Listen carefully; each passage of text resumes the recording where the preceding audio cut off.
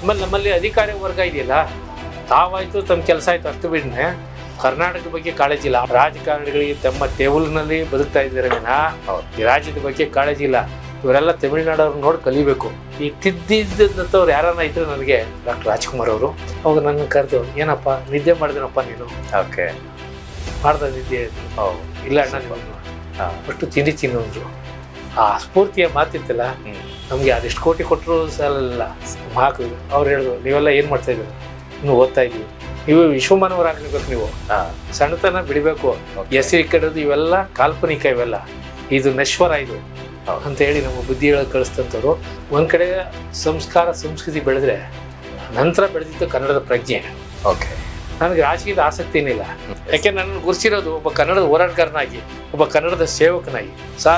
ಇವತ್ತು ಹೋರಾಟ ಮಾಡಿದವರು 60 ವರ್ಷ 70 ವರ್ಷ ನನ್ನ ಹತ್ರದಿಂದ ನೋಡಿದ್ದೀನಿ. ಅವ್ರ ಮಕ್ಕಳು ಮದುವೆ ಮಾಡೋಕ್ಕಾಗಿಲ್ಲ. ಗಣಿ ಹೆಸರಿನಲ್ಲಿ, ಶಿಕ್ಷಣದ ಹೆಸರಿನಲ್ಲಿ, ಭೂಕಬಳಿಕೆ ಹೆಸರಿನಲ್ಲಿ ಮತ್ತು ಮಾಡಬಾರ್ದೆಲ್ಲ ಮಾಡ್ತಾರಲ್ಲ, ಅವ್ರ ಬಗ್ಗೆ ಜನ ಯಾಕೆ ಮಾತಾಡೋದಿಲ್ಲ? ತನ್ನ ಆರೋಗ್ಯ ಸುಧಾರಣೆ ಮಾಡೋಕ್ಕಾಗಲಿಲ್ಲ, ಮಗಳು ಮದುವೆ ಮಾಡೋಕ್ಕಾಗಲಿಲ್ಲ. ಕೊನೆಗೆ ಇತ್ತೀಚಿನ 1-1.5 ವರ್ಷದ ಹಿಂದೆ ಆಟೋ ಪತ್ರಿಕೆ ಅಂತ ಒಂದು ಪತ್ರಿಕೆ ನೋಡ್ತಿದ್ದ ಕನ್ನಡದ ಹೋರಾಟಗಾರ, ಯೂನಿವರ್ಸಿಟಿಲಿ ನೇಣ ಕನ್ಸುತ್ತ. ಯಾರೋ ಒಬ್ಬ ಕನ್ನಡ ಹೋರಾಟಗಾರ 10 ರೂಪಾಯಿ ತಿಂದ ಅಂದ್ಬಿಟ್ಟು ಅವನ್ನ ರೋಲ್ ಕಾಲ್ ಅಂತ ಹೇಳ್ತಿರಲ್ಲ. ಹಂಗಾರೆ ಈ ನಾಡಿನಲ್ಲಿ ಅವನ ಹೆಂಡತಿ ಮಕ್ಕಳಿಗೆ ಏನು ಮಾಡ್ಬೇಕು? ಅವನು ಶಿಕ್ಷಣ ಕ್ಷೇತ್ರದಲ್ಲಿ ಸರ್ಕಾರ ಭದ್ರವಾಗಿ ಕನ್ನಡವನ್ನು ಜಾರಿಗೊಳಿಸಿದ್ರೆ ಮಾತ್ರ ಕರ್ನಾಟಕದಲ್ಲಿ ಕನ್ನಡ ಉಳಿಯೋಕ್ಕೆ ಸಾಧ್ಯ.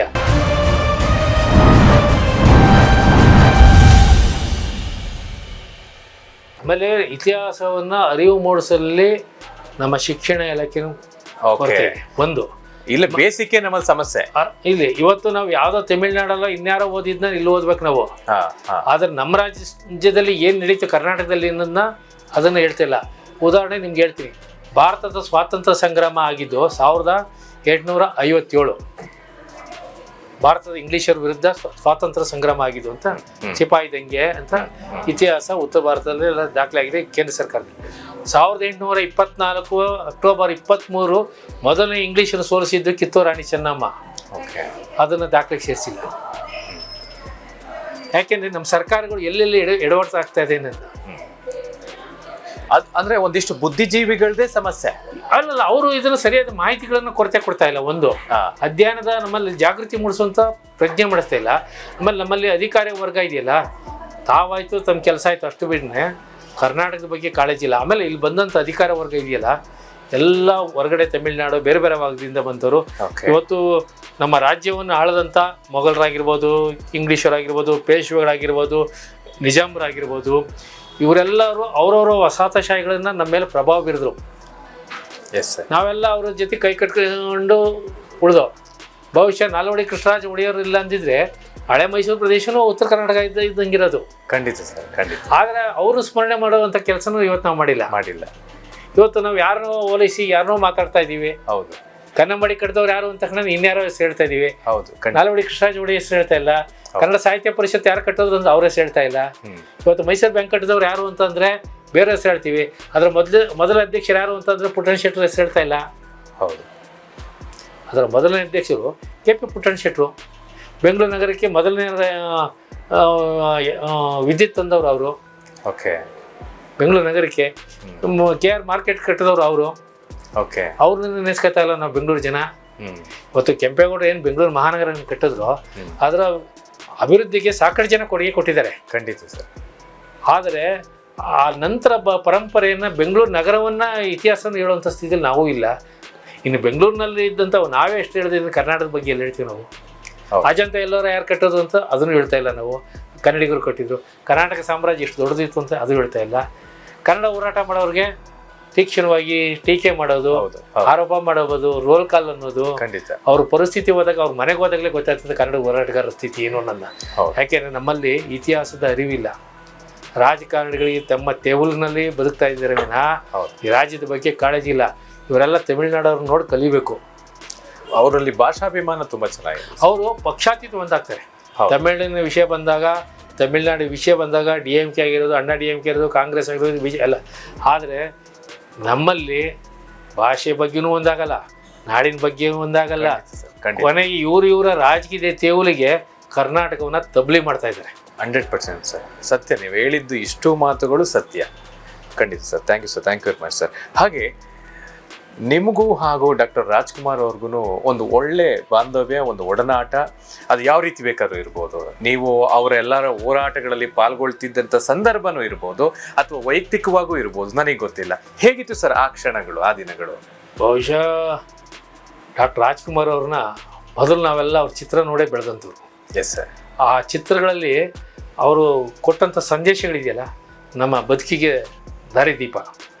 ಬಹುಶಃ ಅವ್ರ ಪಾತ್ರಗಳು ನೋಡಿದಾಗ ನಾವು ನಮ್ಮ ಕುಟುಂಬದಲ್ಲಿ ಯಾರೋ ಇನ್ನಲ್ಲಿ ಊರಲ್ಲಿ ನೇಗ್ಲು ಹೊತ್ಕೊಂಡು ಹೋಗ್ತಾ ಇದ್ದಾಗ, ಅವರು ಹೊಲ ಉಡ್ತಾ ಇದ್ದಾಗ, ಅಥವಾ ಅವರು ತಾಯಿ ಹತ್ರ ಅವ್ರು ನಡ್ಕೊಳ್ತಿದ್ದ ಪಾತ್ರಗಳು ಇವೆಲ್ಲ ನೋಡಿದಾಗ ಎಲ್ಲ ನಾವು ನಮ್ಮ ತಾಯಿ ಹತ್ರ ಈ ಥರ ನಡ್ಕೊಂಡಿರ್ತಾ ಇದ್ದೀವೋ, ಅಥವಾ ನಮ್ಮ ಅಪ್ಪನ ತಾತನೋ ಈ ಹೊಲಕ್ಕೆ ಹಿಂಗೆ ಹೋಗ್ತಾ ಇದ್ರೇನೋ. ಖಂಡಿತ. ಮತ್ತು ಬದುಕು ಹೆಂಗಿರಬೇಕು ಅನ್ನೋದಕ್ಕೆ, ಸಂಸ್ಕಾರ ಹೆಂಗಿರಬೇಕು, ಬದುಕು ಹೆಂಗಿರಬೇಕು, ಕುಟುಂಬ ಅಂದರೆ ಹೆಂಗಿರಬೇಕು ಅನ್ನೋದನ್ನ ತೋರಿಸ್ಕೊಟ್ಟವರು ಡಾಕ್ಟರ್ ರಾಜ್ಕುಮಾರ್. ಅವತ್ತು ನಾವು ಬಾಲ್ಯದಿಂದಲೂ ಅವರ ಚಿತ್ರವನ್ನು ನೋಡೇ ಬೆಳೆದಂಥವ್ರು. ನಂತರ ನಾವು ಗಾಯಕನಲ್ಲಿ ಬಂದಾಗ ಅವರ ಚಿತ್ರಗಳಿಗೆ ತಮಿಳ್ನಾಡಲ್ಲಿ ಚಿತ್ರನಟರುಗಳು ಹೆಂಗೆ ಬಂದಾಗ ಸ್ಟಾರ್ ಕಟ್ತಿದ್ರು, ಆ ಸ್ಟಾರ್ ಕಟ್ಟಕ್ಕೆ ಸ್ಟಾರ್ಟ್ ಮಾಡಿದೋ ನಾವು. ಓಕೆ.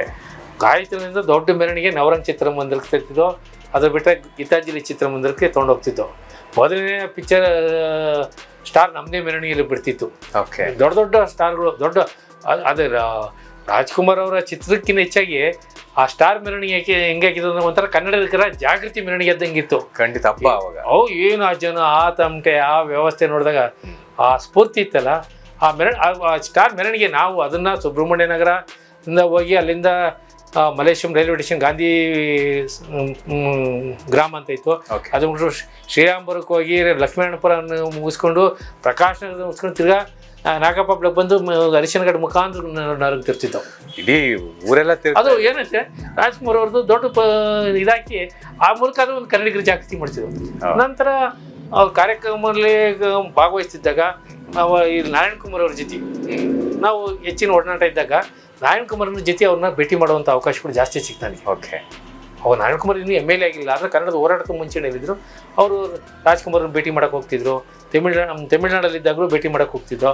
ಆವಾಗ ರಾಜ್ಕುಮಾರ್ ಅವ್ರನ್ನ ಹತ್ತಿರಿಂದ ನೋಡಿದಂಥ ಸಂದರ್ಭ.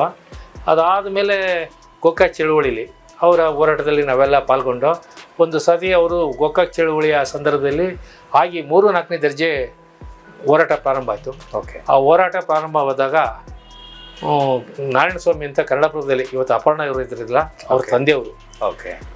ಕನ್ನಡ ಈ ಹೋರಾಟದ ಬಗ್ಗೆ ಕೆಲವು ಪತ್ರಿಕೆಗಳು ಒಂಥರ ವ್ಯಂಗ್ಯ ಮಾಡಿದ್ದು. ಓಕೆ. ಟೀಕೆ ಮಾಡಿದ್ರು. ಅದಕ್ಕೆ ಉತ್ತರ ಕೊಡಬೇಕು ಅಂತ ಹೇಳಿ ಗೋಕಾಕ್ ಚಳುವಳಿ ಇದು 3-4ನೇ ದರ್ಜೆ ಈ ವಿಷಯದಲ್ಲಿ ಒಂದು ಪತ್ರಿಕಾಗೋಷ್ಠಿ ಕರಿಬೇಕಾಯಿತು. ಆ ಪತ್ರಿಕಾಗೋಷ್ಠಿಗೆ ಒಂದು ಮಾಹಿತಿನ ಪತ್ರಿಕಾ ಹೇಳಿಕೆಗಳನ್ನ ರಿಲೀಸ್ ಮಾಡಬೇಕಾಯ್ತು. ಓಕೆ. ಆ ಸಂದರ್ಭದಲ್ಲಿ ಸಾರಾ ಗೋವಿಂದು ಮತ್ತು ಟಿ ವೆಂಕಟೇಶ್ ಅವರು ಇವರೆಲ್ಲ ಇರ್ತಾರೆ. ಕೆ ನಾರಾಯಣಸ್ವಾಮಿ ಅವರು ಅದನ್ನು ಲೇಖನ ಮಾತು ಮಾಡಿದ್ದಾರೆ. ಟೈಪಿಂಗ್ ಯಾರೂ ಇರಲಿಲ್ಲ. ಓಕೆ. ಟೈಪಿಂಗ್ ಆವಾಗ ನಮ್ಮ ನಾವು ಮೈಸೂರು ಬ್ಯಾಂಕ್ ಚೌಕದಲ್ಲಿ ನಮ್ಮ ಗೋವಿಂದಹಳ್ಳಿ ದೇವೇಗೌಡ ಅಂತ ಇದ್ದರು. ಅವರ ಸಂಪರ್ಕದಲ್ಲಿ ಎಲ್ಲ ಇರ್ತಿದ್ದೋ. ನಾವು 8-8:30ವರೆಗೂ ಅಲ್ಲೇ ಇದ್ದು. ಅವರು ಟೈಪಿಂಗು ಎಲ್ಲೂ ಸಿಗ್ತಾಯಿಲ್ಲ ಅವ್ರಿಗೆ. ಅವಾಗ ಏನಾಗೋಯ್ತು, 9-9:30ವರೆಗೆ ನಾವು ಗೋವಿಂದಹಳ್ಳಿ ದೇವೇಗೌಡರು ಇನ್ನೇನು ಹೊರಡಬೇಕು ಅಂತ ಅವರು ಚಾಮರಾಜಪೇಟೆ ಕೊಡಬೇಕು. ನಾನು ಇದ್ಕೊಂಡ್ರು ಬಸ್ ಸ್ಟ್ಯಾಂಡಿಗೆ ಬರ್ತಾಯಿದ್ದೋ. ಆವಾಗ ವೆಂಕಟೇಶ್ವರು ಸ್ಕೂಟ್ರ್ ಬಂದು ಈ ಥರ ಅಣ್ಣವ್ರದ್ದು ಒಂದು ಪತ್ರಿಕೆ ಹೇಳಿಕೆನ ಮಾಡಬೇಕು, ನೀವು ಅಂಗಡಿ ಓಪನ್ ಮಾಡಿ ಅಂತ. ಆವಾಗ ಅವರು ಅಂಗಡಿ ಓಪನ್ ಮಾಡಿ ನಾರಾಯಣಸ್ವಾಮಿ ಅವ್ರು ಬಂದರು. 10:10 11-12 ಗಂಟೆವರೆಗೂ ಟೈಪಿಂಗ್ ನಾನೇ ಮಾಡಿದೆ. ಅವ್ರು ಸ್ಟೆನ್ಸಿಲ್ ತೆಗಿತಿದ್ದೋ. ಓಕೆ. ಅವ್ರು ಗೋವಿಂದ ತಗೊಂಡವರು ಟೈಪಿಸ್ಟ್ ಇರಲಿಲ್ಲ, ನಾನೇ ಟೈಪ್ ಮಾಡಿದೆ. ಆದರೆ ಟೈಪಿಸ್ಟ್ ಮಾಡಿ ಅದಕ್ಕೆ ಸಿಗ್ನೇಚರ್ ಹಾಕ್ಸ್ಕೊಂಬರ್ಬೇಕಾಯ್ತು. ಓಕೆ. ಬಿಡದಿನಲ್ಲಿ ಅವರು ಪುನೀತ್ ಫಾರಮ್ನಲ್ಲಿ ಇದ್ದರು. ನಾನು ಗೋವಿಂದಹಳ್ಳಿ ಜೊತೆ ಹೋಗಿ ಅದಕ್ಕೆ ಸಿಗ್ನೇಚರ್ ಮಾಡಿ ಹತ್ತಿರದಿಂದ ರಾಜ್ಕುಮಾರ್ನ ನೋಡಿದಂಥ ಸಂದರ್ಭ ನನಗೊಂಥರ ಸ್ಫೂರ್ತಿ. ಖಂಡಿತ. ಅದಾದಮೇಲೆ ಬೆಳಿಗ್ಗೆ ಅಶೋಕ ಹೋಟ್ಲಲ್ಲಿ ಪ್ರೆಸ್ ಕಾನ್ಫರೆನ್ಸು. ಬೆಳಿಗ್ಗೆ 4:30-5 ಗಂಟೆ ಅಷ್ಟು ವರ್ಕ್ ಮಾಡಿದ್ದೀವಿ ನಾವು. ಬೆಳಿಗ್ಗೆ 10 ಗಂಟೆಗೆ ಪ್ರೆಸ್ ಕಾನ್ಫರೆನ್ಸ್. ಅವಾಗ ನನ್ನ ಕರೆದು, ಏನಪ್ಪ ನಿದ್ದೆ ಮಾಡಿದೆನಪ್ಪ ನೀನು? ಓಕೆ. ಮಾಡ್ದೆ ನಿದ್ದೆ ಅಂದರು. ಇಲ್ಲ ಅಣ್ಣ, ನಿಮ್ಮನ್ನು ಫಸ್ಟು ತಿನ್ನು ಅಂದರು. ಆ ಸ್ಫೂರ್ತಿಯ ಮಾತಿತ್ತಲ್ಲ, ನಮಗೆ ಅದೆಷ್ಟು ಕೋಟಿ ಕೊಟ್ಟರು ಸಾಲಲ್ಲ. ಆ ಸ್ಫೂರ್ತಿ ಅಲ್ಲಿಂದ ಆಚೆಗೆ ಒಂದು ಸತಿ ಈ ನಾರಾಯಣ್ ಕುಮಾರ್ ಅವರು ಬೆಳಗಾವಿ ಅವಾಗೆ MLA ಆಗಿದ್ರು. ನಾರಾಯಣ್ ಕುಮಾರ್ ಓಕೆ. MLA ಆದಾಗ ಬೆಳಗಾವಿಗೆ ರಾಜ್ಕುಮಾರ್ ಅವ್ರನ್ನ ಕರ್ಕೊಂಡು ಹೋಗ್ಬೇಕಾಯ್ತು. ಕರಿಬೇಕು ಅಂತ ಅಲ್ಲಿ ಬೆಳಗಾವಿ ಮಹಾನಗರ ಪಾಲಿಕೆಯ ಕನ್ನಡ ಸದಸ್ಯರು ಬಂದಿದ್ದರು. ನಾರಾಯಣ್ ಕುಮಾರ್ ML 84ರಲ್ಲಿ ರಾಜ್ಕುಮಾರ್ ಅವ್ರನ್ನ ಕರೆಯೋಕ್ಕೆ ಅಂತ ಹೋಗೋದು. ಅವಾಗ ಅವರು ನಾನು ಅರ್ಜೆಂಟ್ ಅಲ್ಲೇ ಒಂದು ಪತ್ರ ಬರೆದೆ, ಅಕ್ಷರ ನಾನು ಡಾಕ್ಟರ್ ರಾಜ್ಕುಮಾರ್ ಅಂತಾಗಿ 2 ಗೀರ್ ಹಾಕಿ ಡಾಕ್ಟರ್ ರಾಜ್ಕುಮಾರ್ ನಟ ಸಾರ್ವಭೌಮ ಪದ್ಮಭೂಷಣ ಡಾಕ್ಟರ್ ರಾಜ್ಕುಮಾರ್ ಅವರ ಸನ್ನಿಧಾನಕ್ಕೆ ಅಂತ ಬರೆದು ಕಾರ್ಯಕ್ರಮ ಬರಬೇಕು ಅಂತ ಕೆಳಗಡೆ ನಾರಾಯಣ್ ಕುಮಾರ್ ಸೈನ್ ಮಾಡಿದ್ರು ML ಲೆಟರ್ಗೆ. ಅವಾಗ ಎಷ್ಟು ಮುದ್ದಾಗಿದೆ ನಿನ್ನ ಅಕ್ಷರ ಅಂತ ಹೇಳಿ ನನಗೆ ಬೆಂತಟ್ಟಿ ಒಂದು ಮಾತು ಹೇಳಿದ್ರು, ನೋಡಪ್ಪ ನಾನು ಮೆಡಿಕಲ್ ಡಾಕ್ಟ್ರ್ ಅಲ್ಲ, ನಾನು MA ಕಾಯೋ ಡಾಕ್ಟ್ರು ಅಂದರು. ಅಂದರೆ ನೀನು 2 ಗೀರ್ ಹಾಕಿದ್ರೆ ಮೆಡಿಕಲ್ಲರು ಹಾಕು, ನನಗೆ ನಾನು MA ಮೇಯಿಸ್ಕೊಂಬಂದಿರೋ ಡಾಕ್ಟ್ರು ಅಂತೇಳಿ ಚಿಕ್ಕ ಇಕ್ಕು ಅಂತೇಳಿ ನನಗೆ ತಿದ್ದದಂಥವ್ರು. ನನಗೆ ಅಲ್ಲಿ ಗಂಟ ಡಾಕ್ಟ್ರು ಅಂದರೆ ಈಗ 2 ಗೀರ್ ಹಾಕೋದೇ ಇತ್ತು. ಹೌದು, ಅಂದರೆ ಈಗಲೂ ಎಷ್ಟೋ ಜನ ಬಳಸ್ತಾರೆ. ಈಗ ಯೂನಿವರ್ಸಿಟಿ ಇವೆಲ್ಲ ಕೊಡ್ತಾರಲ್ಲ, ಅದು ಚಿಕ್ಕ ಇಕ್ಬೇಕು, 2 ಗೀರ್ ಹಾಕಂಗಿಲ್ಲ. ಮೆಡಿಕಲ್ ಡಾಕ್ಟ್ರಿಗೆ ಮಾತ್ರ 2 ಗೀರ್ ಹಾಕ್ತಾರೆ, ಈ ಚಿಕ್ಕ ಇಕ್ತಾರೆ. ಅಂದರೆ ಎಷ್ಟು ಅಪಾರವಾದ ಜ್ಞಾನ ಇತ್ತು ಅವ್ರಿಗೆ. ಹೌದು, ಆವಾಗ ನನ್ಗನ್ನಿಸ್ತದು, ಅವತ್ತು ಅವರು ನಮ್ಮನ್ನ ತಿದ್ದಿದ್ದಂಥ ಜನ. ಅವತ್ತಿಂದ ನಾನು ಏನೇ ಬರಿಬೇಕಾದ್ರೂ ಭಾಳ. ಆಮೇಲೆ ಅದರೊಳಗೆ ಕೊನೆ ಒಂದು ಅಕ್ಷರ ತಪ್ಪು ಬರೆದಿತ್ತು, ನೋಡಿ ಇದು ತಪ್ಪು ಬರೆದಿದ್ಯಾ ನೀನೊಂದು, ಇದು ಅಕ್ಷರ ತಪ್ಪು, ಈ ಪದ ಬಳಸ್ಬಾರ್ದು ನೀನು ಅಂದರು. ಅವತ್ತಿಂದ ನಾನು ಏನೇ ಪತ್ರ ಬರೆದ್ರೆ, ಏನೇ ಒಂದು ಇನ್ವಿಟೇಷನ್ ಮಾಡಿದ್ರು ಒಂದಿನ ಇಕ್ಕೊಂಡು ನೋಡ್ಬಿಟ್ಟು ತಿರುಗಿ ಪ್ರಿಂಟ್ ಕೊಡ್ತೀನಿ. ಯಾಕೆಂದರೆ ಈ ತಿದ್ದಿದ್ದಂಥವ್ರು ಯಾರನ್ನ ಇದ್ರೆ ನನಗೆ ಡಾಕ್ಟರ್ ರಾಜ್ಕುಮಾರ್ ಅವರು ಸದಾ ಇವತ್ತು ನನಗೆ ಅವರು ಪ್ರಾತಸ್ಮರಣೀಯರು.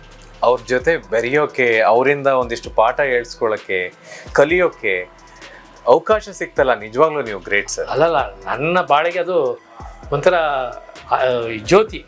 100%. ಈ ಕ್ಷಣಗಳನ್ನೆಲ್ಲ ಮರೆಯೋಕೆ ಆಗೋದೇ ಇಲ್ಲ, ಮರೆಯೋಕ್ಕೆ ಸಾಧ್ಯನೇ ಇಲ್ಲ.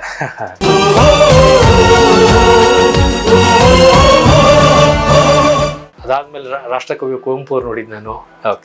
ಕುವೆಂಪು ಅವರಂತೂ ಒಂದು ನನ್ನಂಥ ಪುಣ್ಯವಂತ ಏನು ಯಾರು ಇಲ್ಲ. 5-6 ಸತಿ ಭೇಟಿಯಾಗಿದ್ದೆ ವಿಶ್ವ ಕನ್ನಡ ಸಮ್ಮೇಳನದಿಂದ. ಅದಕ್ಕಿಂತ ಮುಂಚೆ ಈ ಮಹಾಕವಿ ಕುವೆಂಪು ರಸ್ತೆ ಹೆಸರಿಟ್ಟು ಕಾರ್ಪೊರೇಷನ್ 83ರಲ್ಲಿ ಅಸ್ತಿತ್ವ ಬಂತು. ನಾವು ಇದು KBG ರಸ್ತೆ ಅಂತ ಇತ್ತು. ನವರಂಗಿಂದ ಗೀತಾಂಜಲಿ ಟಾಕೀಸ್ವರೆಗೂ ಕೇತ್ಮನಹಳ್ಳಿ ಬೆರಿಲ್ ಗ್ರೌಂಡ್ ರಸ್ತೆ ಅಂತ ಇತ್ತು, ರೋಡ್ ಅಂತ. ಅದಕ್ಕೆ ಮಹಾಕವಿ ಕುವೆಂಪು ರಸ್ತೆ ಹೆಸರಿಡಬೇಕು ಅಂತ ಹೊರಟು. ಕೊನೆಗೆ ಕಾರ್ಪೊರೇಷನ್ ಮಾಡೋಕ್ಕಾಗಲಿಲ್ಲ. ನಾವೇನೇ ಒಂದು ಸ್ಟೆನ್ಸಿಲ್ ಮಾಡಿಸಿ ಸ್ಟೆನ್ಸಿಲ್ ಹೊಡೆಯೋದು, 10 ರೂಪಾಯಿ ಕೊಡು ಅನ್ನೋದು, 5 ರೂಪಾಯಿ ಕೊಡು ಅನ್ನೋದು ಅಂಗಡಿಗೆ ಚಾನದು. 83ರಲ್ಲಿ ಕಾರ್ಪೊರೇಷನ್ ಅಸ್ತಿತ್ವ ಬಂತು. ಸುಂದರರಾಜ್ ಅಂತ ಮೇಯರ್ ಆಗಿದ್ದರು, ಅವಾಗ ಮನವಿ ಕೊಟ್ಟು ಆಮೇಲೆ ಆ ಸಂದರ್ಭದಲ್ಲಿ ಕೆಲವರು ಮಹಾಕವಿ ಕುವೆಂಪು ಅಂತ ಇಕ್ತೀಯಾ, ರಾಷ್ಟ್ರಕವಿ ಕುವೆಂಪು ಇಕ್ಕು ಅಂತ ಕೆಲವರು, ಇನ್ನು ಕೆಲವರು ಡಾಕ್ಟರ್ KV ಪುಟ್ಟಪ್ಪ ರಸ್ತೆ ಅಂತ ಸಿಕ್ಕಿ ಅಂತ ಅಂದರು. ಇನ್ನು ಕೆಲವರು ಪುಟ್ಟಪ್ಪ ಅಂತ ಇಕ್ರಿ, ಇದು ಕುವೆಂಪು ಅಂತ ಇಕ್ರಿ ಅಂದರು. ಆಮೇಲೆ ನಾನು ಹೇಳಿದಕ್ಕೆ ರಾಷ್ಟ್ರಕವಿ ಅಂತ ಇಕ್ಕು ಅಂತ ನಾನು ಮಹಾಕವಿ ಅಂತ ಇಕ್ಕಿದ್ದೀವಿ ಅಂತ. ಇಲ್ಲ, ನೀವು ಪಂಪನೇ ಮಹಾಕವಿ, ಅವ್ರ ಮುಂದೆ ಇದೆ ಅದು. ನಾನು ಹೇಳಿದೆ, ಅವತ್ತು ಮಹಾಕವಿ ಪಂಪ ಇರ್ಬೋದು, ಇವತ್ತಿನ ಮಹಾಕವಿ ಕುವೆಂಪು ಅವರೇ, ಅದಕ್ಕೆ ನಾವು ಕುವೆಂಪು ಇರ್ತೀವಿ. ಇನ್ನೊಬ್ಬರು ಅವತ್ತಿನ ರಾಜಕಾರಣದಲ್ಲಿದ್ದಂಥವ್ರು ಅವ್ರು ಹೇಳಿದ್ರೆ, ಡಾಕ್ಟರ್ KV ಪುಟ್ಟಪ್ಪ. ನಾನು ಡಾಕ್ಟರ್ KV ಪುಟ್ಟಪ್ಪ ಅಂದರೆ ಯಾರೋ ಡಾಕ್ಟ್ರ್ ಆಯ್ತಾನೋ ಇಲ್ಲ ಕಾಂಟ್ರಾಕ್ಟ್ರು ಪುಟ್ಟಪ್ಪ ಆಯ್ತಾನೋ, ಬೇಡಿ ಸರ್ ನಾವು ಪಡಿಸ್ತಾ ಕಾರ್ಪೊರೇಷನ್ ಅದು ಅಂಗೀಕಾರ ಆಯಿತು. ಅವತ್ತು ನಾಗಯ್ಯನವರು ನಮ್ಮ ಹಿರಿಯ ಸಾಹಿತಿಗಳು ಅದನ್ನು ನಿರ್ಣಯ ಮಂಡಿಸಿದ್ರು. ಅದು ಮಹಾಕವಿ ಕುವೆಂಪು ರಸ್ತೆ ದೊಡ್ಡ ಪ್ರಮಾಣದಲ್ಲಾಯಿತು. ಅವತ್ತಿನ ಕಾರ್ಪೊರೇಷನ್ ಕೈಯಲ್ಲಿ ನಾವು ಉದ್ಘಾಟನೆ ಮಾಡ್ಸೋಕೆ ಬಿಡಲಿಲ್ಲ. ಇದೇ ನಾಗಪ್ಪ ಬ್ಲಾಕಲ್ಲಿ ಅವತ್ತು ನೆಕ್ಸ್ಟು ವರ್ಷದ ಮೇಯರ್ ಆಗಿ ಬಂದಂಥ ಪುಟ್ಟೇಗೌಡರಿದ್ದರು, ಚಿತ್ರನಟ ದಿನೇಶ್ ಇದ್ದರು, ನಾಗಯ್ಯನವರು, ಇವನ್ನೆಲ್ಲ ಇಟ್ಕೊಂಡು ಆ ಕಾರ್ಯಕ್ರಮವನ್ನು ಉದ್ಘಾಟನೆ ಮಾಡಿಸ್ದೆ. ಅದಾದಮೇಲೆ ನಾವೇನು ಮಾಡಿದೆವು, ಕುವೆಂಪು ಅವ್ರನ್ನ ನೋಡೋಕ್ಕೆ ನಮ್ಮೆಲ್ಲ ಕನ್ನಡ ಸ್ನೇಹಿತರುಗಳೆಲ್ಲ ಕರ್ಕೊಂಡು ಹೊಡೋ ಮೈಸೂರಿಗೆ ನಾವು ಆರ್ಡರ್ ಕಾಪಿ ಕೊಟ್ಟು ಮಹಾಕವಿ ಅವ್ರು ಹೇಳಿದ್ರು, ನೀವೆಲ್ಲ ಏನು ಮಾಡ್ತಾಯಿದ್ರು, ಇನ್ನೂ ಓದ್ತಾ ಇದ್ದೀವಿ, ಓದೋದು ಬಿಟ್ಟು ಇದೆಲ್ಲ ಕೆಲಸ ಯಾಕೆ ಮಾಡ್ತೀರಾ ನೀವು, ಅದು ಓದಬೇಕು, ಬದುಕನ್ನು ನೋಡ್ಕೋಬೇಕು ಅಂತ ನಮಗೆ ಬುದ್ಧಿ ಹೇಳಿ ಇವೆಲ್ಲ ಮಾಡಬಾರ್ದು ನೀವು, ಇವೆಲ್ಲ ಅವಶ್ಯಕತೆ ಇದೆಯಾ, ಇವೆಲ್ಲ ಬೇಕಿಲ್ಲ, ಇವೆಲ್ಲ ಬಯಸದಂಥದ್ದಲ್ಲ ಇದು ಅಂತ ಹೇಳಿ ಕೊನೆಗೆ ಒಂದು ವಿಶ್ವಮಾನವ ಸಂದೇಶದ ಪ್ರತಿಗಳು ಕೊಟ್ಟರು ನಮಗೆ. ಆ ಪ್ರತಿಗಳನ್ನ ನೀವು ಹಂಚಿ, ನೀವು ವಿಶ್ವಮಾನವರಾಗಬೇಕು, ನೀವು ಸಣ್ಣತನ ಬಿಡಬೇಕು, ಹೆಸರು ಕಡೋದು ಇವೆಲ್ಲ ಕಾಲ್ಪನಿಕ, ಇವೆಲ್ಲ ಇದು ನಶ್ವರ ಇದು ಅಂತ ಹೇಳಿ ನಮಗೆ ಬುದ್ಧಿ ಹೇಳಿ ಕಳಿಸ್ತಂಥವ್ರು. ನಂತರ ವಿಶ್ವ ಕನ್ನಡ ಸಾಹಿತ್ಯ ಸಮ್ಮೇಳನದಲ್ಲಿ ನಾರಾಯಣ್ ಕುಮಾರ್ ಅವ್ರ ಜೊತೆ, ಅದಕ್ಕಿಂತ ಮುಂಚೆ ವಾಟಾಳ್ನಗರ್ ಅವ್ರ ಜೊತೆ, ಮತ್ತು ಬೇರೆ ಬೇರೆ ಸಂದರ್ಭದಲ್ಲಿ ಹೋಗಿ ಅವ್ರನ್ನ ಭೇಟಿ ಮಾಡುವಂಥದ್ದು ಅವಕಾಶ ಅದು ನಮಗೊಂದು. ನಾವು ಬಹುಶಃ ಕುವೆಂಪು ಅವ್ರನ್ನ ಸುಮಾರು ಒಂದು 7-8 ಸರಿ ಭೇಟಿ ಆಡಿದ್ನೆಲ್ಲ ಅನ್ನೋದು ಸಂತೋಷ ಇವತ್ತು ಇದೆ ನನಗೆ. ಖಂಡಿತ. ಆ ಸ್ಫೂರ್ತಿ ನನಗೆ ಇವತ್ತು ಚೈತನ್ಯ. ಬಹುಶಃ ನನಗೆ ರಾಷ್ಟ್ರಕವಿ ಬಸವಣ್ಣ 12ನೇ ಶತಮಾನದಲ್ಲಿ ಒಬ್ಬ ಸಾಮಾಜಿಕ ಚಿಂತಕ ಚಳುವಳಿಗಾರರಾಗಿದೆ. ಈ ಶತಮಾನದಲ್ಲಿ ನನಗೆ ಕುವೆಂಪು. ಆಮೇಲೆ ಇದೆಲ್ಲರಿಗಿವಾಗಿ ಸಾಂಸ್ಕೃತಿಕ ಪ್ರಜ್ಞೆ ಬೆಳೆಸ್ತಂಥವ್ರು ಡಾಕ್ಟರ್ ರಾಜ್ಕುಮಾರ್. ಈ 3 ಜನನ ನಾನು ಯಾವತ್ತೂ ನೆನೆಸ್ಕೊತೀನಿ. ಪಾಲನೇತ್ರರವ್ರಿಗೆ ಮಠ ಮಂದಿರಗಳ ಸಂಪರ್ಕ, ಸಾಹಿತಿಗಳ ಸಂಪರ್ಕವೇ ಹೆಚ್ಚು ಅನ್ನೋ ಮಾತು. ಯಾಕೆ ನೀವು ಅಲ್ಲೇ ಜಾಸ್ತಿ ಗುರುತಿಸ್ಕೊಳ್ತೀರಿ? ಇಲ್ಲ, ಆ ಥರದ್ದೇನಿಲ್ಲ. ಬಹುಶಃ ನನ್ನ ಬಾಲ್ಯದಲ್ಲಿ ನನಗೆ ಸಂಸ್ಕಾರ ಬೆಳೆದಿತ್ತು. ನಾವು ನಮ್ಮ ಪೂರ್ವಿಕರು ಕನಕಪುರದ ದೇಗಲು ಮಠದ ನಿರ್ವಾಣ ಸ್ವಾಮಿಗಳಾಗಿದ್ದರು. ಶಿವಯೋಗಿಗಳು ಸುಮಾರು 106 ವರ್ಷ ಬದುಕಿದ್ರು.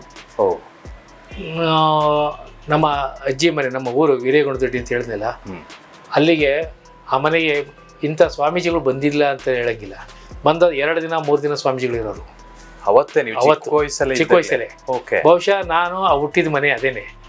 ಎಲ್ಲಾ ಸ್ವಾಮೀಜಿಗಳು ದರ್ಶನನೂ ಅಲ್ಲೇ ಆಗ್ತಿತ್ತು ನನಗೆ. ಅವರ ಆಶೀರ್ವಾದ ಇತ್ತು ನನಗೆ.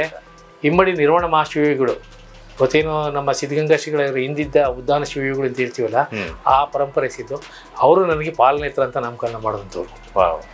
ಅವರು ನಾಮಕರಣ ಆದಮೇಲೆ ನಾನು ಆ ಬಾಲ್ಯದಲ್ಲಿ ಎಲ್ಲ ಸ್ವಾಮೀಜಿಗಳು ಬಂದಾಗ ಅವ್ರ ಮನೆಯಲ್ಲಿ ಹೋಗಿ ಇರ್ತಿದ್ದೆ ಮತ್ತು ಅವರ ಸಹವಾಸದಲ್ಲಿದ್ದೆ.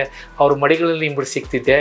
ಇವತ್ತು ನನಗೆ ಕನಕಪುರ ದೇಗಲು ಮಠದ ಇಮ್ಮಡಿ ಮಾಲಿಂಗ ಸ್ವಾಮಿಗಳು, ಕಂಚಿಕಲ್ ಬಂಡೆ ಮಠದ ಶಿವರುದ್ರ ಸ್ವಾಮಿಗಳು ಮತ್ತು ಅಂಕನಹಳ್ಳಿ ಗವಿ ಮಠದ ಸಿದ್ಧಲಿಂಗ ಶಿವಾಚಾರ್ಯ ಸ್ವಾಮಿಗಳು, ಇವರು 3 ಜನ ನನಗೆ ಸ್ಫೂರ್ತಿ. ಏನಕ್ಕೆ ಅಂದರೆ ನಮ್ಗೆ ಅವ್ರು ಬಂದರೆ ನಮ್ಗೆ ವಿಶೇಷ ಊಟ, ವಿಶೇಷ ತಿಂಡಿಗಳು, ಮತ್ತು ನಾವು ಹುಡುಗರಿಗೆ ಗೊತ್ತಿರಲಿಲ್ಲ ಕಾಸಿಸ್ಕೊಳ್ಳೋದು ಸ್ವಾಮಿಗಳ ಹತ್ರನೇ. ಅವ್ರಿಗೆ ಸೇವೆ ಮಾಡ್ತಿದ್ವಲ್ಲ, ಕಾಸು ಕೊಡೋರು. ಆಮೇಲೆ ಅವ್ರದ್ದು ಅವಾಗ ಜೀವಪುಣಲ್ಲಿ ಬರೋರು, ಕುದುರೆ ಮೇಲೆ ಬರೋರು. ನಾವೇನು ಮಾಡೋದು, ನಮ್ಗೊಂದು ಕುದುರೆ ಮೇಲೆ ಓಡಿಸಿ ಕರ್ಕೊಂಡೋಗಿ ನೀವು. ಕೊನೆಗೆ ಅವ್ರಿಗೆ ಹೇಳಿಬಿಟ್ಟು ಒಂದು ಕುದುರೆ ರೌಂಡ್ ಓಡಿಸೋರು. ಆಮೇಲೆ ಆ ಜೀಪಲ್ಲಿ ರೌಂಡ್ ಓಡಿಸೋರು. ಆಮೇಲೆ ಬಾಲ್ಯದಲ್ಲಿ ನಮಗೆ ಅವರು ಪೂಜೆ ಮಾಡೋ ಟೈಮ್ಗೆ ಅವರು ಹೂವು ತಗೊಂಬರೋದು, ಹೂವು ಇಕ್ಕೋದು, ಇದೆಲ್ಲ ಮಾಡೋದು ಆ ಸಂಸ್ಕಾರ. ಮತ್ತು ನಮ್ಮ ಅಜ್ಜಿಯವರು ಇದ್ದರು, ಹೊನ್ನಮ್ಮನವರು. ನಮ್ಮ ತಾತ ಇದ್ದರು ವೀರಣ್ಣವರು, ತೆಂಗಿನ ಮರದಟ್ಟಿ ವೀರಣ್ಣವರು ಅಂತ. ಅವರು ನಮಗೆ ಆ ಸಂಸ್ಕಾರ, ಸಂಸ್ಕೃತಿ. ನಮ್ಮ ಊರ ಹಬ್ಬಗಳು ನಡೀತಿತ್ತು. ನಮ್ಮ ಊರಿನ ವೀರಭದ್ರ ಸ್ವಾಮಿಯ ಕೊಂಡ ನಡೀತಿತ್ತು. ಇಡೀ ಊರಿನ ಜನ ಎಲ್ಲ ಸೇರ್ತಿದ್ರು. ಅಲ್ಲಿ ಭಾಳಷ್ಟು ಜನ ಸ್ವಾಮೀಜಿಗಳು ಆ ಕಾರ್ಯಕ್ರಮ ಭಾಗವಹಿಸ್ತಿದ್ರು. ಆ ಬಾಲ್ಯದಲ್ಲೇ ನನಗೆ ಆ ಸಂಸ್ಕಾರ, ಸಂಸ್ಕೃತಿ ಬೆಳೆದು ಇವತ್ತು ಯಾವುದೋ ಒಂದು ಕುಗ್ರಾಮದಿಂದ ಬಂದಂತನೂ ಕರ್ನಾಟಕದ ಬೀದರಿಂದ ಚಾಮರಾಜನಗರದವರೆಗೂ, ಬೆಳಗಾವಿಯಿಂದ ಕೋಲಾರದವರೆಗೂ ಬಹುಶಃ ಎಲ್ಲ ಮಠ ಮನೆಗಳು ಸಂಪರ್ಕ ಇಟ್ಕೊಂಡೆ. ಆ ಸಂಪರ್ಕ, ಅವರ ಆಶೀರ್ವಾದ ಬಲ ನನಗೆ ಇವತ್ತು ಶ್ರೀರಕ್ಷೆ ಆಗಿದೆ. ಪಾಲನೇತ್ರ ಅವರು ಮನಸ್ಸು ಮಾಡಿದರೆ ರಾಜಕೀಯವಾಗಿ ಬೆಳಿಬೋದಿತ್ತು. ಒಬ್ಬ ಕಾರ್ಪೊರೇಟರ್ ಆಗಿ, ಅಥವಾ ಯಾವುದೋ ಒಂದು ಬೋರ್ಡ್ಗೆ ಡೈರೆಕ್ಟರ್ ಆಗಿ, ಅಥವಾ ಇನ್ನು ಬೇರೆ ಬೇರೆ ರೀತಿಯಲ್ಲಿ ತಾವು ಬೆಳಿಬೋದಿತ್ತು. ಅದು ನನಗೆ ಗೊತ್ತಿಲ್ಲ. ಯಾವ್ಯಾವ ಬೇಕಾದ್ರೂ ನಿಮಗೆ ಭಾಳಷ್ಟು ಆಪರ್ಚುನಿಟಿಗಳು ತಮ್ಮ ಒಂದು ಜರ್ನಿಯಲ್ಲಿ ಬಂದಿರ್ಬೋದು. ಯಾಕೆ ತಾವು ಆ ಕಡೆ ಒಲವೇ ತೋರಿಸ್ಲಿಲ್ಲ? ಈ ಕಡೆ ಹೋರಾಟ, ಸಂಸ್ಕೃತಿ, ಆಚಾರ, ವಿಚಾರ ಈ ಕಡೆನೇ ಜಾಸ್ತಿ ತಮ್ಮ ಒಲವು ಬೆಳೆಯುತ್ತೆ. ಕಾರಣ ಏನಿರ್ಬೋದು ಸರ್? ನನಗೆ ಮೊದಲು ಒಂದು ಕಡೆ ಸಂಸ್ಕಾರ, ಸಂಸ್ಕೃತಿ ಬೆಳೆದ್ರೆ ನಂತರ ಬೆಳೆದಿದ್ದು ಕನ್ನಡದ ಪ್ರಜ್ಞೆ. ನನಗೆ ರಾಜಕೀಯದ ಆಸಕ್ತಿ ಏನಿಲ್ಲ. ನನಗೆಲ್ಲ ರಾಜಕೀಯ ಸ್ನೇಹಿತರುಗಳು ಇದ್ದಾರೆ, ಪಕ್ಷಗಳು. ಆದರೆ ಇವತ್ತವರೆಗೂ ನಾನು ಯಾವುದೇ ರಾಜಕೀಯ ಪಕ್ಷದ ಕಚೇರಿಗೆ ಹೋದಂಥವನಲ್ಲ, ಯಾವುದೇ ಪಕ್ಷದ ಸದಸ್ಯನೂ ಅಲ್ಲ. ನನಗೆ ಕನ್ನಡವೇ ಉಸಿರು, ಕನ್ನಡಿಗವೇ ನನ್ನ ಬದುಕು, ಕರ್ನಾಟಕದ ಚಿಂತನೆ ನನ್ನ ಕೊನೆ ತನಕ ಉಸಿರು. ಯಾಕೆ ಈ ಮಾತು ಹೇಳ್ತೀನಿ ಅಂದರೆ, ಇವತ್ತು ಪಾಲನೇತ್ರ ಅಂದರೆ ಎಲ್ಲನೂ ಹೋದ ತಕ್ಷಣ ಪಾಲನೇತ್ರ ಅವರ ಕನ್ನಡದ ಹೋರಾಟಗಾರರು, ಇದು ನನಗೆ ಹೆಸರು ಬಂದಿದೆ. ಯಾವುದೇ ರಾಜಕೀಯ ಪಕ್ಷನ ಇದೆ, ಅವ್ನು BJP-ನೂ ಕಾಂಗ್ರೆಸ್ಸು. ಇವತ್ತು ಕಾಂಗ್ರೆಸ್ಸವನೂ ಆಗಲಿ, BJP-ನೇ ಆಗಲಿ, ದಳದವನಾಗಲಿ, ಇನ್ನೊಬ್ಬ ಆಗಲಿ, ಪಾಲನೇತ್ರ ಅಂದರೆ ಬಿಡ್ರಿ, ಅವರು ಕನ್ನಡದ ಹೋರಾಟ ಮಾಡ್ತಾರೆ, ಕನ್ನಡದ ಬಗ್ಗೆ ಕೆಲಸ ಮಾಡ್ತಾಯಿದ್ದಾರೆ. ಅವರು ಸಹ ನನಗೆ ಬೆಂಬಲಿಸ್ತಾರೆ, ಮಾರ್ಗದರ್ಶನ ಮಾಡಿದ್ದಾರೆ. ಕೇವಲ ಒಂದು ಪಕ್ಷಕ್ಕಾಗಿದ್ದರೆ ನಾನು ಇವತ್ತಿನ ಕಲುಷಿತ ವಾತಾವರಣದ ರಾಜಕೀಯ ವ್ಯವಸ್ಥೆಯಲ್ಲಿ ನಾನು ದೂರ ಉಳಿದಿದ್ದೆ ಒಂಥರ ಒಳ್ಳೆಯ ಬೆಳವಣಿಗೆ. ಕಾರಣ ಇಷ್ಟೇ, ನಾನು ಹೋಗಿದ್ರೆ ಇವತ್ತು ನನ್ನ ಜೊತೆಲಿದ್ದವರು ಅನೇಕರು ನನ್ನ ರಾಜಕೀಯ ಪಕ್ಷಕ್ಕೆ ಹೋದರು. ಅಲ್ಲಿ ಕಾರ್ಪೊರೇಟರ್ ಆಗಿರ್ಬೋದು, ನನ್ನ ಜೊತೆಲಿ ಹೋರಾಟ ಮಾಡ್ಕೊಂಡು ಬಂದಂಥವ್ರು ಸುಮಾರು ಒಂದು 100-150 ಜನ ಕಾರ್ಪೊರೇಟರ್ಗಳವ್ರೆ ಬೆಂಗಳೂರಿನಲ್ಲಿ. ಕೆಲವು MLA-ಗಳಾಗವ್ರೆ, ಮಂತ್ರಿಗಳಾಗವ್ರೆ. ಅದರೆಲ್ಲ ಅವರು ಮಾಜಿ ಆದರು. ನಮ್ಮ ಸ್ನೇಹಿತರೊಬ್ಬರು ಹೇಳ್ತಿದ್ರು, ನಾವೆಲ್ಲ ಮಾಜಿಗಳದ, ಆದರೆ ಪಾಲನೇತ್ರ ಯಾವತ್ತೂ ಮಾಜಿ ಆಗಲ್ಲ, ಅವ್ನು ನಿರಂತರವಾದ ಹೋರಾಟಗಾರ ಅಂತ ಹೇಳಿ. ಸತ್ಯ ಸರ್, ಅದು ಹೆಮ್ಮೆ ನನಗಿದೆ. ಯಾಕೆ ನನ್ನನ್ನು ಗುರುಸಿರೋದು ಒಬ್ಬ ಕನ್ನಡದ ಹೋರಾಟಗಾರನಾಗಿ, ಒಬ್ಬ ಕನ್ನಡದ ಸೇವಕನಾಗಿ.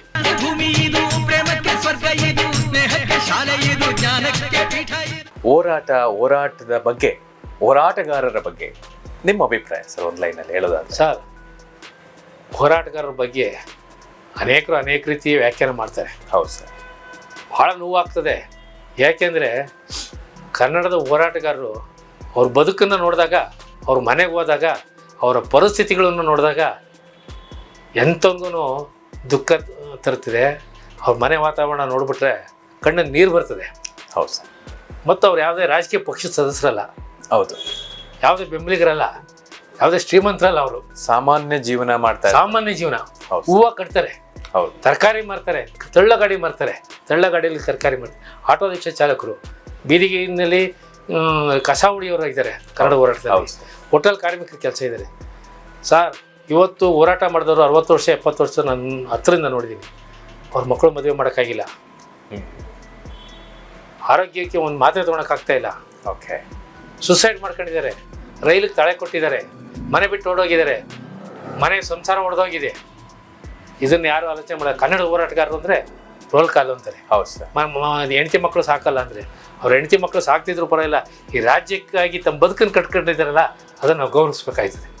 ಎಲ್ಲೋ ಒಂದಿಷ್ಟು ಬೆರಳೆಣಿಕೆಯಷ್ಟು ಜನರ ಒಂದಿಷ್ಟು ಕೆಟ್ಟ ಯೋಚನೆಗಳು, ಕೆಟ್ಟ ನಡೆ, ಒಂದಿಷ್ಟು ಅವರು ನಡ್ಕೊಳ್ತಕ್ಕಂಥ ರೀತಿ ಎಲ್ಲ ಹೋರಾಟಗಾರರು ಕೂಡ ಸರಿ ಇಲ್ಲ ಅನ್ನೋ ಮಟ್ಟಕ್ಕೆ ಜನರು ಯೋಚನೆ ಮಾಡೋ ಒಂದು ಪರಿಸ್ಥಿತಿ ನಿರ್ಮಾಣ ಆಗೋಯ್ತಾ ಅಂತ? ಅಲ್ಲ, ನಿರ್ಮಾಣ ಕಾರಣ ನಮ್ಮಲ್ಲಿದ್ದಂಥ ಕೆಲವು ವ್ಯಕ್ತಿಗಳಿಂದ ಆಗ್ತವೆ. ಹೌದು.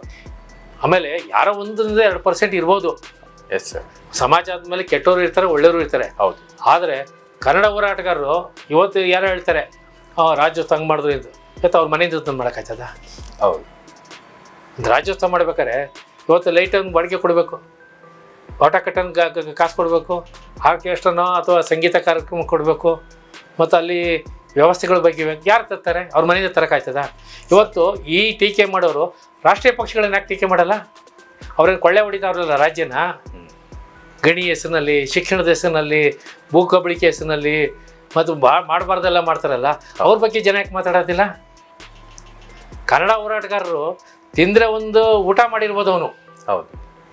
ಅವನು ಏನೋ ಒಂದಿಗೆ ವಸೂಲು ಮಾಡಿದ್ರೆ ಒಂದು ಊಟ ಮಾಡಿರ್ಬೋದು, ಬಿಟ್ಟರೆ ಅವನೇನು ಮನೆಗೆ ಹೋಗಿ ಏನು ಕೋಟ್ಯಾಂತರ ರೂಪಾಯಿ ಯಾರು ಕೊಡುವಂಥ ಜನ ಇಲ್ಲ. ಹೌದು. ಆದರೆ ಇಡೀ ಕರ್ನಾಟಕನೇ ಮಾರ್ತಾ ಇದ್ದಾರೆ. ಅವ್ರ ಬಗ್ಗೆ ನಮ್ಮ ಜನ ಯಾಕೆ ಮಾತಾಡ್ತಾ ಇಲ್ಲ? ಮಾತಾಡೋದಿಲ್ಲ. ಶಿಕ್ಷಣದ ಹೆಸರಿನಲ್ಲಿ ದಂಧೆಗಳು ನಡೀತದೆ, ಗಡಿ ಹೆಸರಿನಲ್ಲಿ ಗಣಿ ಹೆಸರಿನಲ್ಲಿ ಇಡೀ ಕರ್ನಾಟಕ ನೆಲಸಮ ಆಗ್ತದೆ, ಪ್ರಕೃತಿ ನಾಶ ಮಾಡ್ತಾ ಇದ್ದಾರೆ. ಅವ್ರ ಬಗ್ಗೆ ಹೊರ ರಾಜ್ಯದಿಂದ ಬಂದು ಇಲ್ಲಿ ವಸಾಹತ ಮಾಡಿ ತಮ್ಮ ತಳ ಊರ್ಕೊಂಡು ಕರ್ನಾಟಕ ದರೋಡೆ ಮಾಡ್ತಾ ಇರೋರ ಬಗ್ಗೆ ಯಾರೂ ಮಾತಾಡ್ತಿಲ್ಲ. ಯಾರೋ ಒಬ್ಬ ಕನ್ನಡ ಹೋರಾಟಗಾರ 10 ರೂಪಾಯಿ ತಿಂದ ಅಂದ್ಬಿಟ್ಟು ಅವನ್ನ ರೋಲ್ ಕಾಲ್ ಅಂತ ಹೇಳ್ತಿರಲ್ಲ. ಹಂಗಾರೆ ಈ ನಾಡಿನಲ್ಲಿ ಅವ್ನ ಹೆಂಡತಿ ಮಕ್ಳಿಗೆ ಏನು ಮಾಡ್ಬೇಕು? ಅವನು ಇವತ್ತು ಒಂದು ಕಾರ್ಯಕ್ರಮ ಮಾಡ್ಬೇಕಾರೆ ಇವತ್ತು ಅವ್ನ ಕಷ್ಟ ಗೊತ್ತಿದೆ. ಹೌದು. ಇವತ್ತು ಯಾರೋ ಒಬ್ಬ 10 ರೂಪಾಯಿ ಕೊಡ್ತೀನಿ ಅಂತ 1000 ರೂಪಾಯಿ ಕೊಡ್ತೀನಿ ಅಂತ ಹೇಳಿರ್ತಾನೆ. ಅವ್ನು ನಂಬಿ ಕಾರ್ಯಕ್ರಮ ಮಾಡಿರ್ತಾನೆ. ಅವ್ನ ಕಾರ್ಯಕ್ರಮಕ್ಕೂ ಬರಲ್ಲ. ಆಕಸ್ಮಿಕ ಬಂದರೂ ಬೆಳಗ್ಗೆ ನಿಮಗೆ ಕಳಿಸ್ಕೊಡ್ತೀನಿ ಅಂತ ಹೇಳಿದ್ರು ಅವ್ನು ನಾಪತ್ತೆ ಆಗಿರ್ತಾನೆ. ಹೌದು ಸರ್. ಬೆಳಗ್ಗೆ ಮಾತಾಡ್ಸಲ್ಲ. ಇವತ್ತು ನಮ್ಮ ಇಷ್ಟೆಲ್ಲ ಮಾತಾಡ್ತೀವಲ್ಲ, ನಮ್ಮ ಸಾಹಿತಿಗಳಾಗಲಿ ಕಲಾವಿದರಾಗಲಿ ಕನ್ನಡ ಹೋರಾಟಗಾರರು ಎಷ್ಟು ನಿಕೃಷ್ಟವಾಗಿ ನಡ್ಕೊಂಡಿದ್ದಾರೆ ಅಂತ ನನಗೆ ಗೊತ್ತು. ಹೌದು ಸರ್. ಅವ್ರ ಮನೆಗೆ ಕಾರ್ ಕಳಿಸ್ಬೇಕು, ನಮ್ಮ ಪುಸ್ತಕ ತಗೊಳ್ರಿ ಅಂತಾರೆ. ಎಲ್ಲಿಂದ ತರ್ತಾರೆ ಇವರು? ಸತ್ಯ ಸರ್. ಕಾರ್ಯಕ್ರಮ ಮಾಡೋದೇ ಕಷ್ಟ. ಹೌದು. ನಾವು ಅಭಿಮಾನದಿಂದ ಅವನ್ನ ಆರಾಧಿಸಿ ನಿಮ್ಗೆ ಗೌರವಿಸ್ತೀವಿ, ಬನ್ನಿ ಸ್ವಾಮಿ ನೀವು ಕನ್ನಡ ಸೇವೆ ಮಾಡಿದ್ರೆ ಸನ್ಮಾನ ಮಾಡ್ತಿದ್ರೆ ನಮ್ಮ ಮನೆ ಕಾರ್ ಕಳಿಸಿ. ಅವ್ರಿಗೆ ಗೌರವ ಕೊಡೋದಲ್ಲದೆ ಅವರ ಬೇಡಿಕೆಗಳನ್ನು ಈಡೇರಿಸಬೇಕು. ಇವತ್ತು ಈಡೇರಿಸೋ ಸ್ಥಿತಿ ಬಂದಿದೆ. ಹೌದು ಸರ್. ಆಮೇಲೆ ಒಬ್ಬ ಕನ್ನಡ ಹೋರಾಟಗಾರನ್ನ ಯಾರನ್ನ ಹೋಗಿ ಬೆಂತಟ್ಟಿದ್ದಾರೆ ನೀವು? ತುಂಬ ಕಡಿಮೆ. ಕನ್ನಡದ ಹೋರಾಟಗಾರರ ಬಗ್ಗೆ ತಾತ್ಸಾರ ಮನೋಭಾವ ಬೇಡ. ಈ ನಾಡಿನಲ್ಲಿ ಏನಾದರೂ ತಮ್ಮ ಬದುಕನ್ನೇನ ಅರ್ಪಿಸ್ಕೊಂಡಿದ್ರೆ, ಉದಾಹರಣೆ ನಿಮ್ಗೊಂದು ಹೇಳ್ತೀನಿ. ಕೇಸರಿ ಗೋಪಿನಾಥ್ ಅಂತ.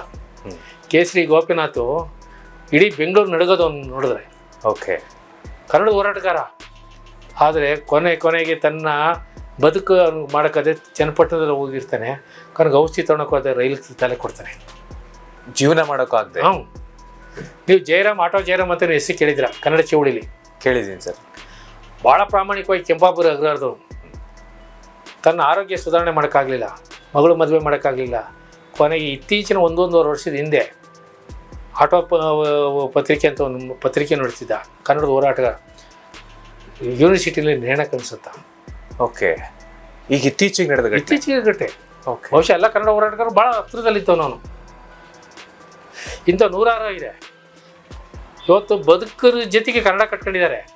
ಕನ್ನಡ ಜೊತೆಗೆ ಬದುಕನ್ನು ಕಟ್ಕೊಂಡಿದ್ದಾರೆ. ಬೇರೆ ಯಾರು ಮಾಡಿದ್ದಾರೆ? ಅವ್ರು ರಾಜಕೀಯ ಪಕ್ಷದವ್ರು ಮಾಡಿದಾರಾ ಅಥವಾ ಯಾರು ಬಂಡವಾಳಶಾಹಿಗಳು ಮಾಡಿದಾರಾ? ಕನ್ನಡದ ಹೆಸರಿನಲ್ಲಿ ಶ್ರೀಮಂತಿಕೆಯನ್ನು ಬೆಳೆಸ್ಕೊಂಡಿರುವಂಥ ದೊಡ್ಡ ದೊಡ್ಡ ಉದ್ದಿಮೆದಾರರಾಗಿರ್ಬೋದು, ಸಾಹಿತಿಗಳಾಗಿರ್ಬೋದು, ಕಲಾವಿದರು ಮಾಡಿದ್ದಾರೆ. ಅದನ್ನು ಒದೆ ತಿಂತಾರೆ, ಹೌದು ಸರ್, ಕೇಸ್ ಹಾಕಿಸ್ಕೊತಾರೆ, ನ್ಯಾಯಾಲಯ ಕಲಿತಾರೆ. ಖಂಡಿತ ಸರ್. ಆಮೇಲೆ ಕನ್ನಡಿಗರು ಸಂಘಟನೆ ಇಲ್ಲ, ಕನ್ನಡ ಪರ ಸಂಘಟನೆಗಳು ಸಂಘಟನೆ ಇಲ್ಲ ಅಂತ ಒಂದು ಕೂಗನ್ನ ಹರಿದು ಬಿಡ್ತಾ ಇರ್ತಾರೆ ಮೊದಲೇ. ನಾನು ಒಂದು ಮಾತನ್ನು ಹೇಳ್ತೀನಿ, ನದಿಗಳು ಹರಿತಾ ಇರ್ತವೆ, ಸೇರೋದು ಮಾತ್ರ ಸಮುದ್ರನೇ. ಹೌದು. ಹಾಗೆ ನಮ್ಮಲ್ಲಿ ನೂರಾರು ಭಿನ್ನಾಭಿಪ್ರಾಯ ಇರ್ಬೋದು, ಆದರೆ ನಮ್ಮ ಗುರಿ ಕನ್ನಡ, ಕನ್ನಡಿಗ, ಕರ್ನಾಟಕ. ಈ ತಕ್ಷಣವೇ ನಮ್ಮ ಗುರಿನೇ ವಿನ ನಾವು ಎಲ್ಲಿ ಸೇರ್ತೀವಿ ಎಲ್ಲಿ ಬಿಡ್ತೀವಿ ಅದು ಮುಖ್ಯ ಅಲ್ಲ. ಆದರೆ ನಮ್ಮ ಗುರಿ ರಾಜ್ಯದ ಅಭಿವೃದ್ಧಿ. ಇವತ್ತು ರಾಜ್ಯದಲ್ಲಿ ಇಷ್ಟೆಲ್ಲ ವ್ಯವಸ್ಥೆ ಇದ್ದರೂ ಕನ್ನಡ ಹೋರಾಟಗಾರರ ಧ್ವನಿಯನ್ನು ಕ್ಷೀಣಿಸಿದರೆ ಕರ್ನಾಟಕವನ್ನು ನಾವು ಒಂಥರ ಪಕ್ಕಕ್ಕೆ ಸರಿದಂಗೆ ಆಗ್ತದೆ. ಕರ್ನಾಟಕದ ಸಮಸ್ಯೆ ಕೇಳೋರಿಲ್ಲ, ಕನ್ನಡಿಗರ ಬದುಕನ್ನು ಹಸನು ಮಾಡೋರು ಯಾರೂ ಇಲ್ಲ, ಕನ್ನಡ ಸಂಸ್ಕೃತಿ ಬೆಳೆಸೋರು ಯಾರೂ ಇಲ್ಲ. ಇವತ್ತೇನಾದರೂ ಶಿಕ್ಷಣ ಕ್ಷೇತ್ರದಲ್ಲಿ ಸರ್ಕಾರ ಭದ್ರವಾಗಿ ಕನ್ನಡವನ್ನು ಜಾರಿಗೊಳಿಸಿದ್ರೆ ಮಾತ್ರ ಕರ್ನಾಟಕದಲ್ಲಿ ಕನ್ನಡ ಉಳಿಯೋಕ್ಕೆ ಸಾಧ್ಯ.